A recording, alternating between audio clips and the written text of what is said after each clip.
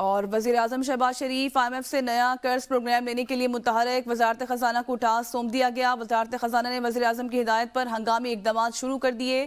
IMF سے بات چیت کے لیے فوری رجوع کیا جائے گا۔ قرض کا نیا پروگرام 6 سے 8 ارب ڈالرز کا ہو سکتا ہے۔ اس متعلق بات کر لیتے ہیں جاوید شہزاد سے۔ جاوید، کہیے گا اس سے پہلے بھی ایک پروگرام ہے جو بھی رہتا ہے، کب آئے گا وفد IMF کا پاکستان؟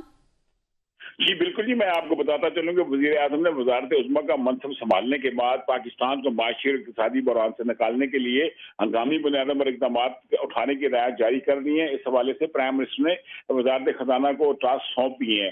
ذرائع کا کہنا ہے کہ IMF کے ساتھ بات چیت کے لیے وزیر اعظم نے ہدایات جاری کر دی ہیں۔ اس سلسلے میں پلان چاک آؤٹ کر لیا گیا ہے اور وزیر اعظم کا کہنا ہے کہ پاکستان کو معاشی اقتصادی بحران کے نکالنے کے لیے IMF کے ساتھ جلد از جلد بات چیت کا آغاز کیا جائے اور اس سلسلے میں جتنے بھی اقدامات ہیں ان کو ہنگامی بنیادوں پر اٹھایا جائے۔ قرض کا نیا پروگرام 6 سے 8 ارب ڈالر کا ہو سکتا ہے۔ قرض کا نیا پروگرام IMF صحیح، بہت شکریہ جاوید شہزاد۔